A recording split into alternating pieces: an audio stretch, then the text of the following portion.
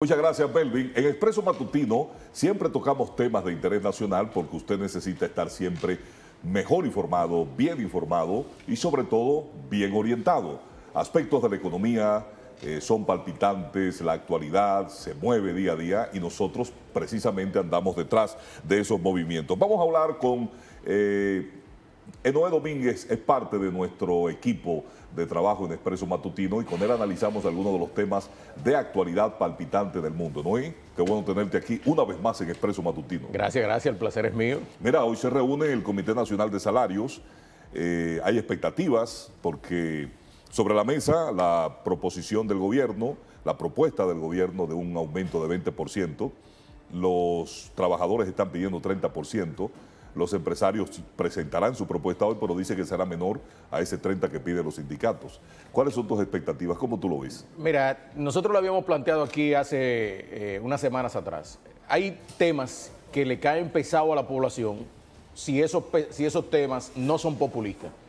La realidad económica de la República Dominicana es que un aumento del 30 o del 20% no se corresponde con la economía nacional. Y me explico. El año pasado, el gobierno planteó que nosotros tuvimos una inflación que no llegó a un 4%. Entonces, si tú tienes una inflación que no llegó a un 4%, se plantea que ronda entre el 3.30 y 3%, más un crecimiento de la economía que apenas fue un 5%. Entonces, ¿cuál es el elemento que tú tienes contundente para proponer un aumento salarial de un 30%? Y a eso se le agrega que históricamente, si nosotros le damos para atrás a el tema de los debates del aumento salarial, siempre el sector sindical ha planteado un aumento que siempre es más del doble de lo que realmente se adquiere.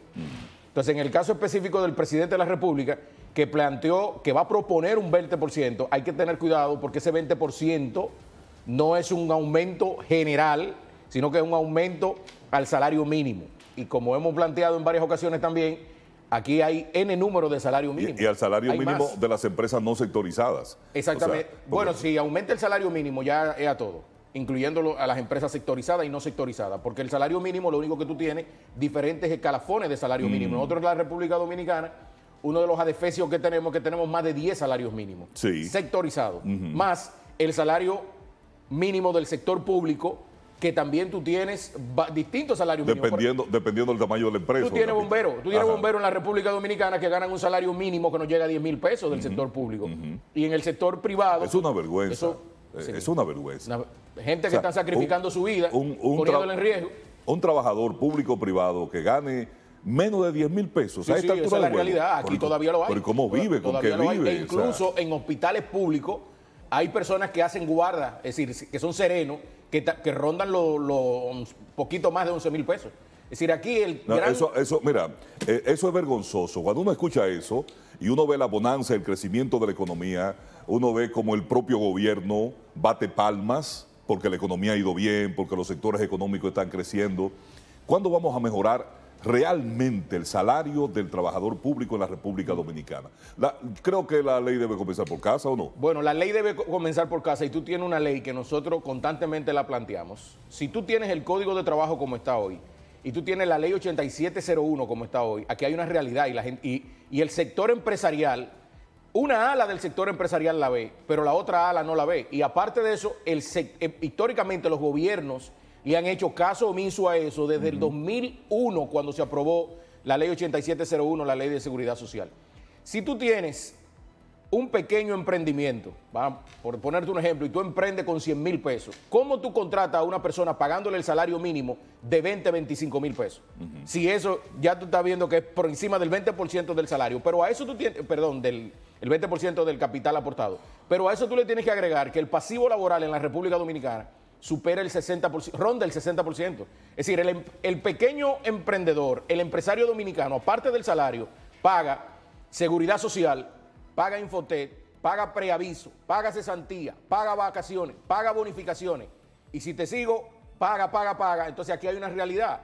La ley 8701, la ley de seguridad social, más el Código de Trabajo, no son compatibles con la realidad del día de hoy. Y entonces, ¿cuándo nos vamos a sentar? Porque evidentemente si hablamos de productividad, si hablamos de apoyar los emprendimientos, las micros, las MIPYMES y todo lo demás, ¿cuándo vamos a sentar a emparejar esa carga? Nosotros tenemos un escenario perfecto ahora mismo para hacerlo. El escenario perfecto para hacerlo es con el anuncio de la tierra rara. Y tú vas a decir, bueno, ¿dónde hace esquina la tierra rara? Exactamente. Con un ajuste salarial. Me voy a retrotraer a Noruega. Noruega en 1990 destinó lo que se conoce un fondo público, que es un fondo soberano, para la explotación masiva de sus yacimientos petroleros y de gas natural. ¿Y qué planteó en la creación de ese fondo soberano? Que los beneficios de ese fondo soberano iban a ir directamente a la seguridad social, al beneficio de los trabajadores, de los ciudadanos noruegos. Y solo el 3% de esos beneficios se iban a tocar anualmente para cubrir gasto público, llámese gasto de infraestructura, electricidad, inversión pública. Pero el otro 97% para la seguridad social de los noruegos. Hoy en Noruega nadie está planteando un tema de ajuste salarial.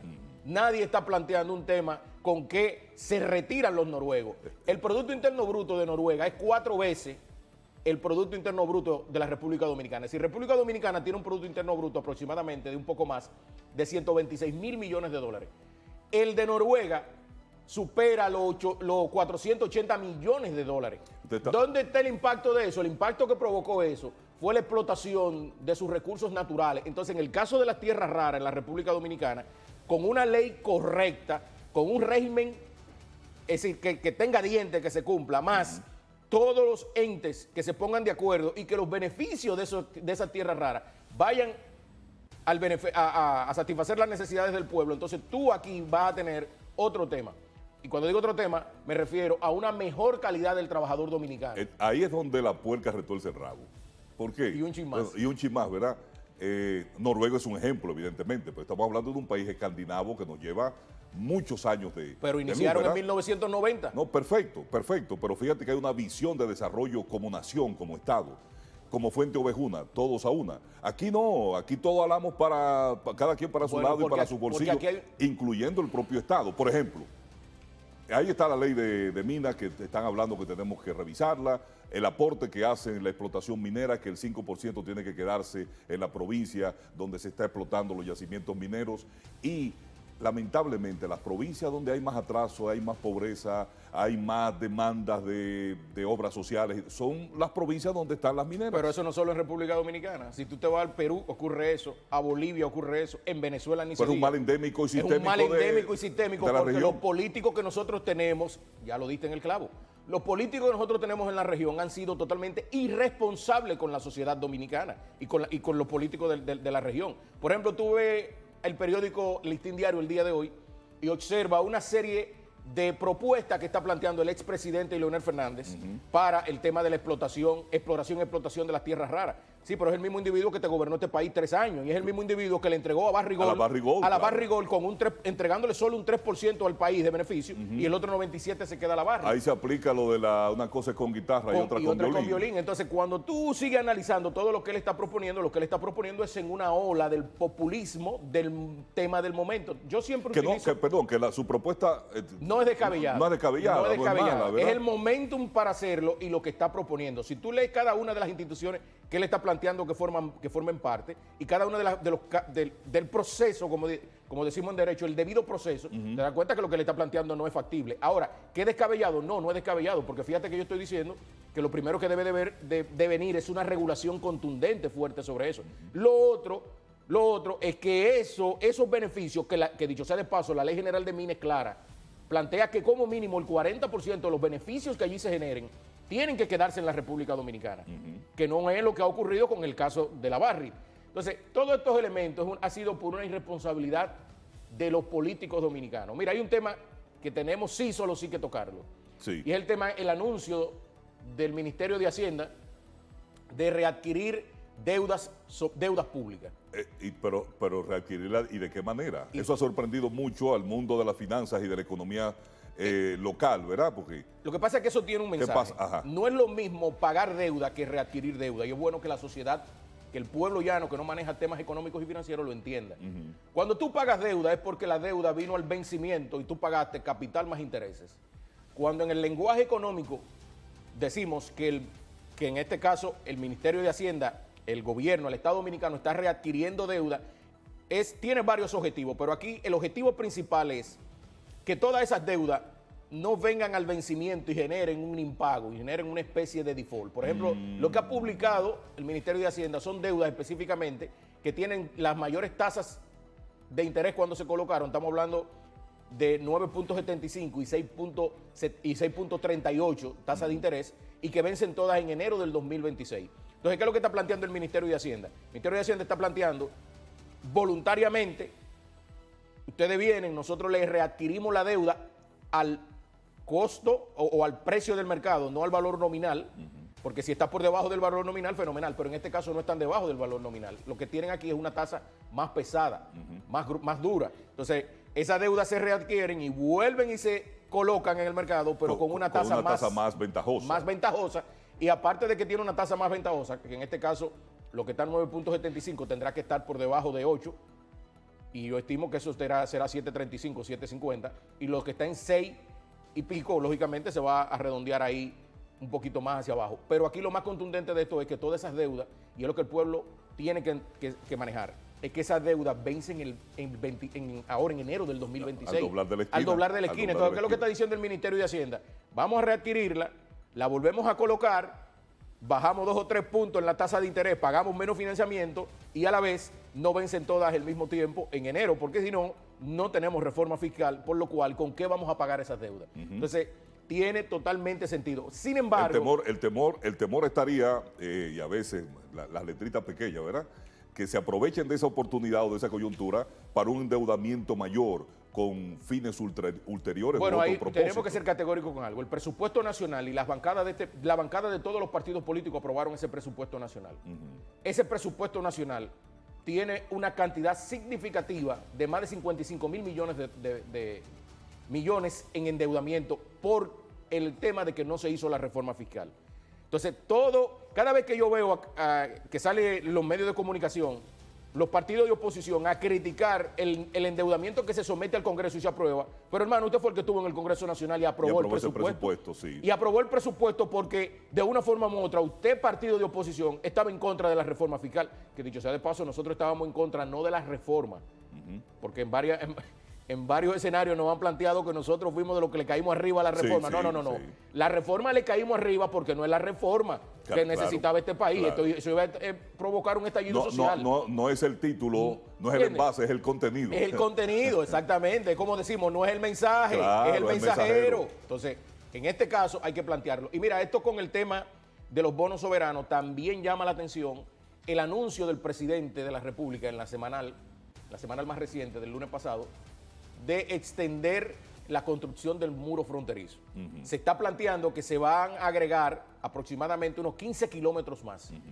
Bueno, entender que al cierre del 2024 superaban los 13.374 millones de pesos la construcción del muro fronterizo. Con este nuevo anuncio... ¿Cuánto? Más de 13.000 millones de pesos. Millones de pesos. Con este nuevo anuncio se estima que superará los 15.000 millones de pesos la construcción del muro fronterizo. 15.000 millones de pesos. Si tú me preguntas, ¿tiene sentido hacer esa erosión tan significativa? Venga a ver que yo casi voy por ahí. ¿Tan significativa? Mira, yo creo que sí.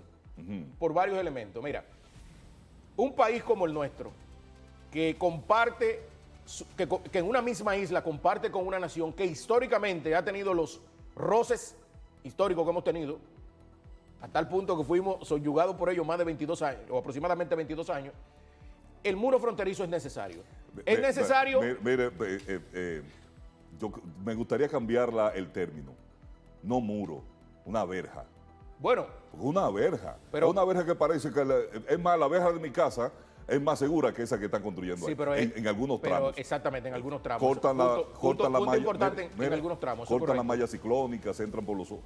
Ahora, si tú observas a los ganaderos de la zona, de las 4 principales provincias que en esos 380 aproximadamente kilómetros de frontera que tenemos, todos están reclamándole al presidente que continúe. ¿Por qué? Porque ha disminuido significativamente el robo de ganado, el robo de vehículos, de motocicletas y en parte importante el trasiego de drogas de todo tipo, más armas ilegales. Lo que no ha impedido la parte de la verja o del muro que hemos construido es el trasiego de indocumentados. Bueno, lo que pasa es que aquí hay un tema, hay una doble moral. Aquí vamos a estar claros. Aquí hay un negocio montado. Aquí hay un negocio montado con el tema de los ilegales. Y ese negocio montado históricamente lo hemos visto, incluyendo diputados, incluyendo militares, incluyendo funcionarios de distintas gestiones de gobierno. Alcaldes. Fíjate que ahí por varias décadas se debatió el tema de por qué habían personas específicas que vivían pagando cabildeo para que lo nombraran en la frontera. En la frontera. Sí. ¿Y cuál es el elemento? Se planteaba que en la frontera diario, solamente del trasiego, manejaba más de 14 millones de pesos semanales. 14 millones de pesos. 14 millones de pesos diarios. Antes, cuando se mandaba un oficial o a un guardia a la frontera, era un castigo. Ahora no. Ahora no, ahora es un premio y muchos lo golosean. Miguel, sigue el amigo, el rubio de los Estados Unidos, Donald Trump, sigue dándole tormento a los países que no quieren doblegarse ni quieren apoyar las medidas que él está tomando. Esta semana, específicamente el lunes, anunció nuevos aranceles para el acero y el aluminio de España. Fíjense que inició con el caso específico, primero 10% de arancel a China para proteger la manufactura local.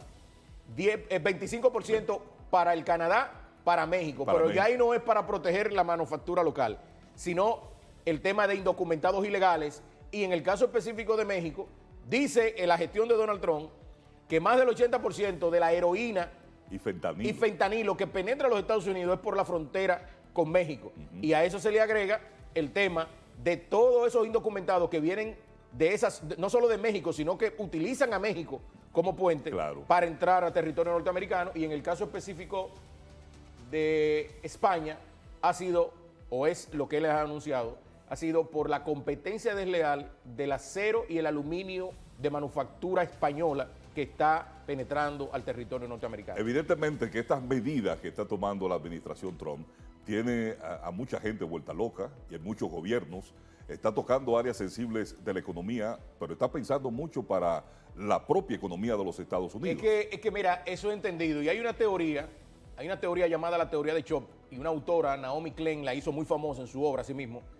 Es que él está provocando un shock en la economía con medidas que no son populares del todo. Pero al cabo en el primer trimestre vamos a ver la inestabilidad de eso. Pero históricamente al cabo de entre 6 y 18 meses, eso vuelve por antonomasia natural de los mercados, de la famosa elasticidad de los mercados, vuelve y ocupa su lugar.